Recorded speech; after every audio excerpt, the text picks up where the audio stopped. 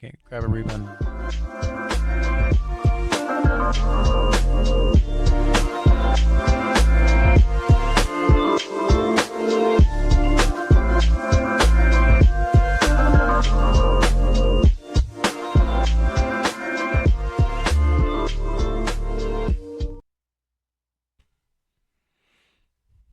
What's up, y'all? Coast to Coast Podcast, Emergency Edition coming at you.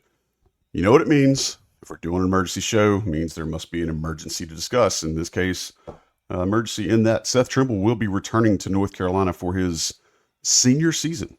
It seems crazy to think about any player staying for a senior year. And I know North Carolina just had Armando Bacot and RJ Davis stay for the extra senior season. But as we've seen in the transfer portal already this spring, it's just not common. And Seth Trimble has decided that he will come back and give it one more run. I think there's probably some unfinished business, and he probably has some things that he would like to accomplish before he decides what the next phase of his life is.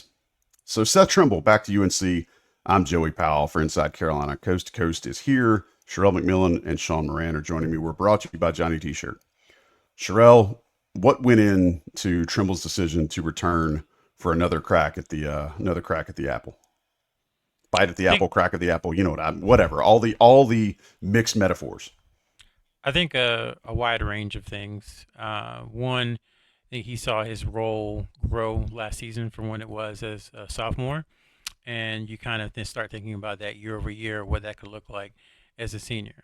I think RJ Davis's graduation played a part in it because there's more available minutes in the backcourt, so that was definitely a part of it. And then, as we said in every single podcast, role and salary must align. And I think when you see someone stay at a school, it's often because role and salary expectations align. So add all that together, and I think that's part of the reason he stayed. And I think another part of it people will see this as romanticizing it, but I do think it's true from talking to folks around him in that he considers himself a Carolina guy. Yeah, he did enter the portal last year, but he decided to come back, and I think he wants to make sure that he stays at UNC, as for his fourth year and kind of finishes the job that he started 4 years ago. And also, he's a Hubert Davis guy too. I mean, we talked about it before, but excuse me, he was the second high school commit for Hubert Davis behind Will Shaver. He wasn't recruited much, if at all, by Roy Williams for a variety of reasons, mostly because of COVID. But he, kind of got on board very quickly and was on program with Hubert Davis and has been one of his guys for that long. So I think he likes the idea of being one of the faces of Carolina basketball, of being that kind of senior leader, of getting the opportunity to do some of the things that Armando Bacot and RJ Davis and Caleb Love and Brady Manick have done in the last few years, where they are the leaders of a Carolina team. So I think it's all of that mixed together. Sean, I think Sherrell alluded to it, and I think it's a salient point about how Trimble evolved as the season went on last year. And so what I would ask you is, what do you think the difference in this past season Seth Trimble was versus when he first got on campus?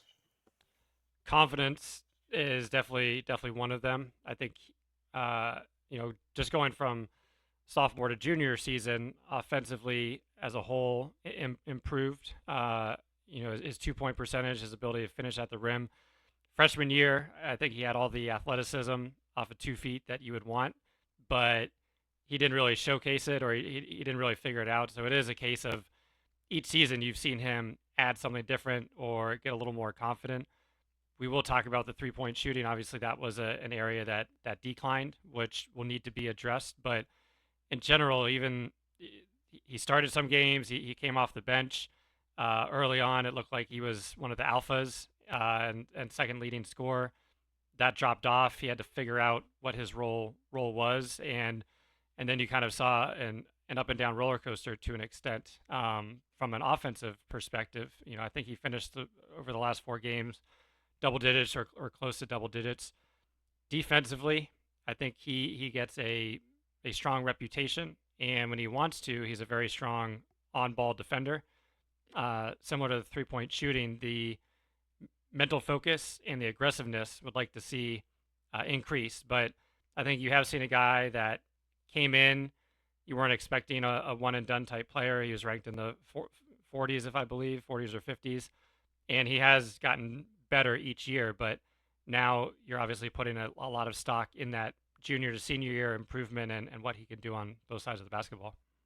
Sean, how feasible do you think it is? And I recognize that it's just one game, but how feasible do you think it is for him to have offensive outputs like he did in that scrimmage against Memphis? Because I think a lot of folks had the same reaction when they saw that, even though RJ Davis was out that game, they saw this and they felt like, holy cow, this is kind of a next stratosphere type jump for Trimble. How realistic is it to expect him to have, to have 20-point games be more often than not next year?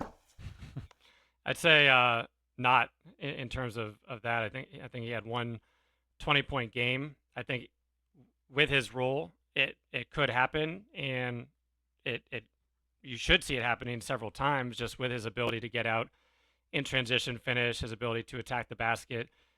Even when he was missing, probably one of his best plays was offensive rebound putback just because of his quick jump. But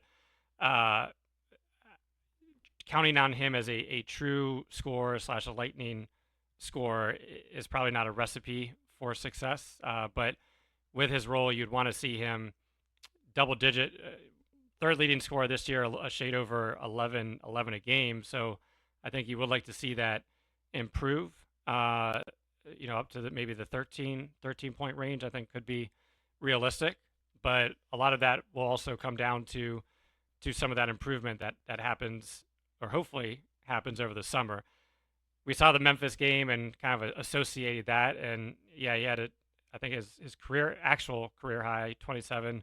Sherrell noted against Dayton in Maui overtime game, where he played pretty well that tournament and showcased his alpha style, but a lot of fluctuations. Teams will play off of him again, most likely. So I think a lot to happen for him to turn into that type of guy on a regular basis. Sherrell, with leadership like that coming back for the locker room, you mentioned RJ Davis leaving and kind of how that leaves at least a minute vacuum there.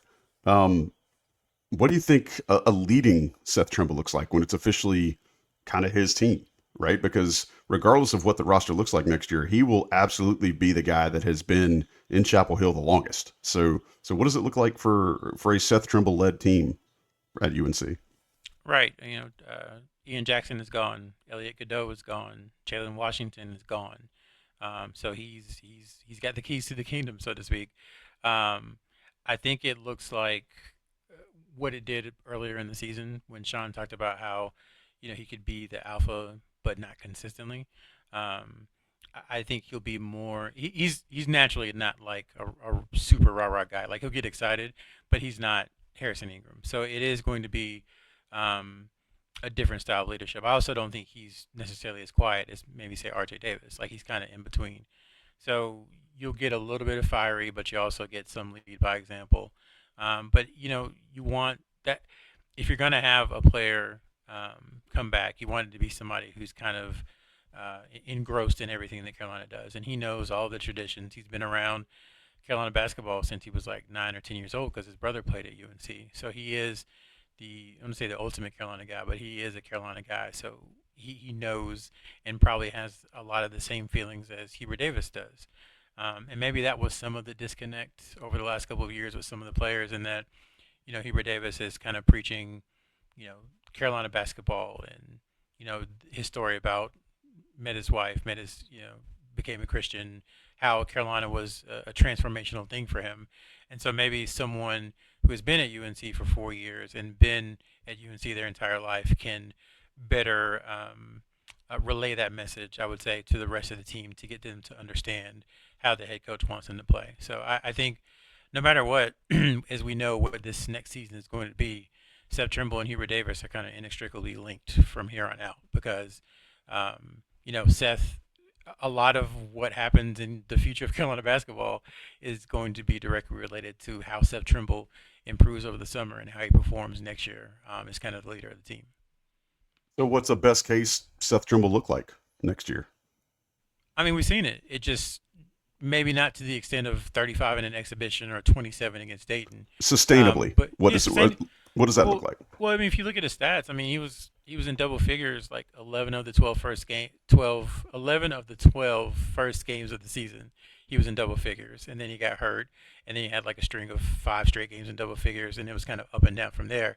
I think as Ian Jackson was kind of rising, Seth's role was kind of being reduced, and then at the end of the year, as Ian Jackson's role kind of was reduced. We saw Seth rising again towards the end of the year, where he had, I think, double figures in 4 of the last 5 games. So I think it's pretty much what he's been, what he was last year, in the aggregate. Maybe not consistently, but it's like a 12, 13 points per game guy.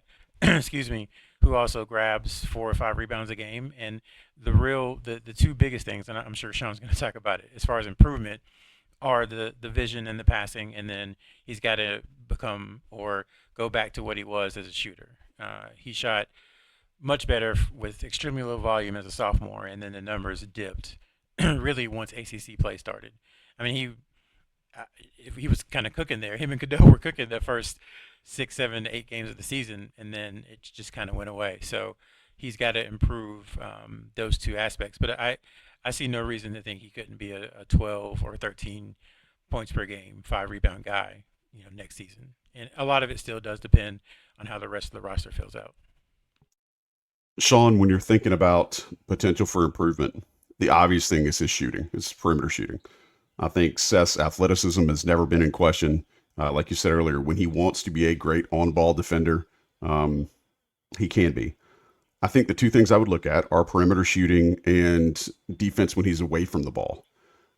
Are those things that you feel like can be fixed between a junior and senior season? And if so, how much can they be fixed? Are there percentage points you can look for? Are there obvious things when he's off the ball, maybe 1 or 2 passes off the ball that he can stay more engaged so that his guys aren't slipping backdoor on him? Or, even is it a type thing where he can, as we saw at the end of the game against Sean Padula and Ole Miss, where he just had a mental lapse at a really, really bad time and went under a screen. Like, are those things that can be fixed coming into a senior year, at least in your opinion? They need to be fixed, or it's going to be another long season for UNC and everybody, because as Sherrell said, you're putting all the eggs on the Seth Trimble train, and if it doesn't happen, it's going to be a long season. Just addressing the passing, definitely think his assist rate extremely low last year. If I have to watch more fast breaks where guys are wide open and he's not giving the ball up, I'll be probably the most frustrated fan there is. So hopefully, just from a vision and giving it up, not afraid of getting back. To me, that's what Carolina basketball stands for, more so than being there for 4 years, but being unselfish and playing together. I think when UNC had a lot of their second half comebacks, Seth Trimble was a key cog in those comebacks. A lot of that was because of his energy and effort, both offensively and defensively, relentless on-ball pressure, attacking the basket, getting out in transition.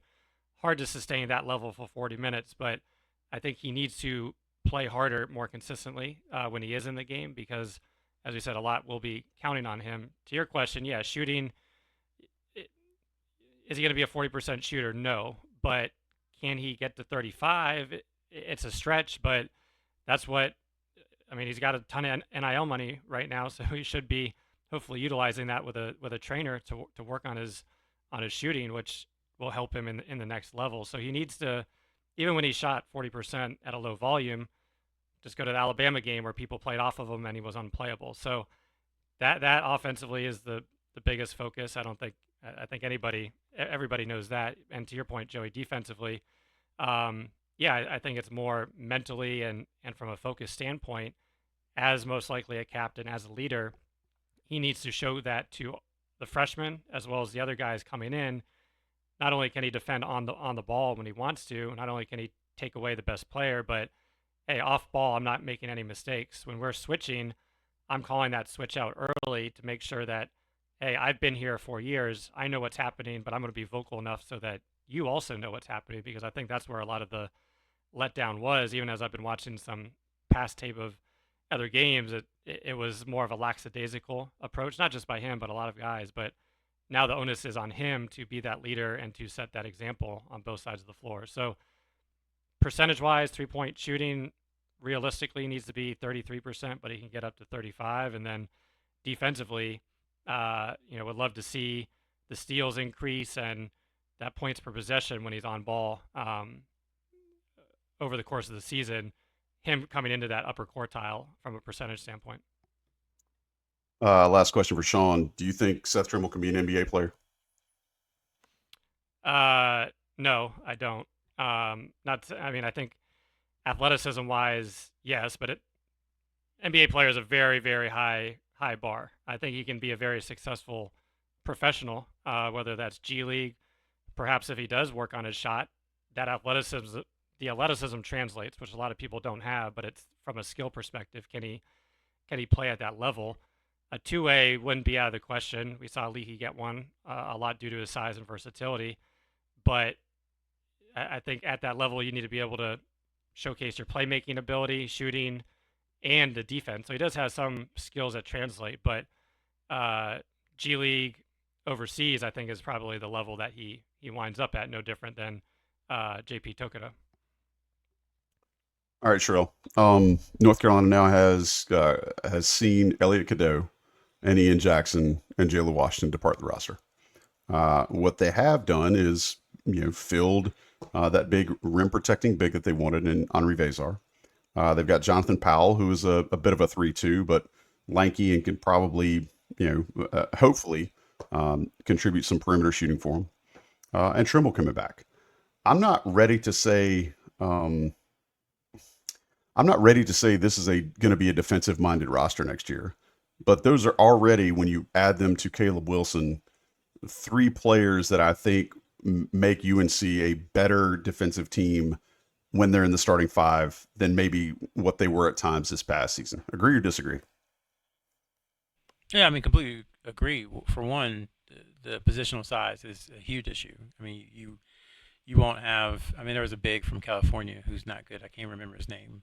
I shouldn't say he's not good. He's not. He wasn't a high level ACC player, and he kind of dominated UNC in the paint for a half. So that you would think between Caleb Wilson and Henry Vezar that won't happen this year. So that's a start.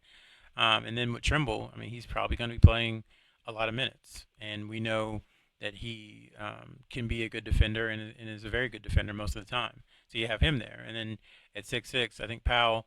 I'm not 100% like familiar with exactly the style that DeVries played at West Virginia, but you would think he'd be able to fit in with what North Carolina likes to do. So that gives you a pretty good baseline. Like if Trimble ends up being the smallest player on the court, considering his athleticism and his reach, he's kind of like a 6'5" player almost is how I view him. So you'd be looking at a very stout lineup from a height perspective, and that would help you with deflections, even though UNC doesn't play a pressure scheme that forces or elicits a lot of turnovers. It still would help with deflections, getting hands in faces, just making everything just that little bit harder for offenses. So I think you could see them becoming a good defensive team. I don't want to say they would necessarily be like that would be the identity, because again, I think scheme is part of it as well.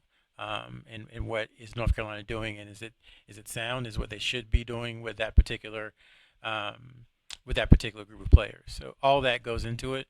But it's Trimble, Wilson, and Vezar is a pretty good start, I would say, just because of the size, the athleticism, and then Wilson, as we've said many times before, could be an all-defensive team type player as a freshman in the ACC. Sherrell, I'm thinking like you just listed off a couple of different players that'll probably get different kinds of accolades next season. Johnny T-shirt's going to get a lot of accolades next season. They're getting accolades this season, and they're going to come back. They're not going to the transfer portal. They're going to stay right there on East Franklin Street in Chapel Hill. Hit them up. We appreciate them sponsoring this show. Use the premium code found on the message boards. Get your extra 10% off. Boys, appreciate y'all making time. Seth Trimble returning for year 4 in Chapel Hill. What? Let me a soliloquy real quick. Okay. Monologue. I want to say to listeners, like, this is a good thing. I know that folks have wanted upgrades. They've wanted pretty much every player they see in the portal. But having someone who comes back for their 4th year, I do think is a good thing. And I think Trimble, because of his, let's call them deficiencies, and because they've been so highlighted, I think people do tend to overlook a lot of the things that he does well. So like just in your analysis as you're looking at him and his fit on the team, think about the things that he does well as much as the things that he doesn't, because I do think it is a positive for UNC. Because right now, in the backcourt, as we're talking, it's looking a little slim, a little rough. So him being back there at least to solidify things for now, along with someone like Powell, and then whoever they add, I think it's a solid start. It's definitely going to look different. Don't get me wrong; it's definitely going to look different from what it did last season. But each season doesn't have to look the same to yield a positive result. So that's what I would say. Just like consider, as much as you talk about his deficiencies, consider his strength as well, and then make your evaluation based on both sides of it. Hey, good Seth Trimble is stout. Like when Sean pointed out earlier, when North Carolina was making comebacks this year, specifically late in the season. I mean, everybody wants to remember the way the Ole Miss game ended. None of that happens without Seth Trimble's acumen and his ability to jump into passing lanes, his ability to push the ball one way or another when he's on defense. All those things are good, and that's where, especially if you're going to have a brand new squad next year, it's not necessarily bad, and actually, it probably is a plus quality to have somebody that understands what the staff wants to do, regardless of how you feel about the staff. Having that continuity and somebody that can bring some intangibles to the table every night is never going to be a bad thing. Sean, you got one more thing you want to throw in before we get out of here? Well, we're just talking about the comebacks, and you can go back. We talked about it probably every other episode on Coast to Coast. The Florida game, he was going against some of the top guards in the country, and in my mind, his intensity jump started that comeback against Florida. So, he does bring that. He's always been the third or fourth or fifth option from a guard perspective on this team. Now he has a chance to really, cement his status as one of the top guards. Obviously, with that comes the responsibility, but he doesn't have to share it. Obviously, they will be adding some other guys around him, but he has that alpha status both mentally. Hopefully he can bring that, which I think the team was missing, as well as on the court. And then this is going back years and years, but when we had that recruiting class and Trimble on the podcast with us, we talked about his go-to move, which you saw a ton in high school, his attack with the left hand and pull-up jump shot from 15 feet. I know you want to be shooting layups and threes, but if teams are playing off of him, that is a weapon that he should try to revitalize, just because teams playing off of him, they're going to be on their heels if he starts to attack, and it's a shot that he's getting in rhythm and probably a little bit better than trying to attack in certain situations. So we'd love to see that be re-implemented into his game, because I know when we interviewed him in high school, he said that shot clock's coming down. That's his go-to move, and the one that he's most confident in. So we'd love to see a few of those next year as well.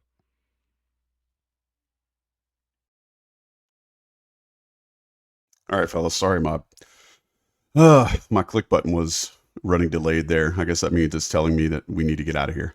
Fellas, I appreciate it. Always good to talk ball with you two. I love seeing your smiling faces. I don't even recognize Sherrell without his head wrap on, but here he is and showing his versatility. Sean, I also appreciate you making time for us out there on the left coast. I hope you guys are staying safe. Shout out to everybody who joined us tonight. Appreciate you listening. I appreciate you making this podcast part of your rotation. And this is an emergency show. So as more things develop with North Carolina's roster for next year, we'll have more of these. So make sure you've subscribed, whether it's to YouTube or however you're getting your podcast. Make sure you subscribe so you automatically get this. You won't miss anything. You'll be up to date. Again, we are your favorite podcast, and we're here for you. So thank y'all for listening. Shout out to Johnny T-Shirt for sponsoring, to John Siegley for producing, and until next time, for Sherrell, McMillan, and Sean Moran, for Inside Carolina, I'm Joey Powell. This has been the Coast to Coast Podcast.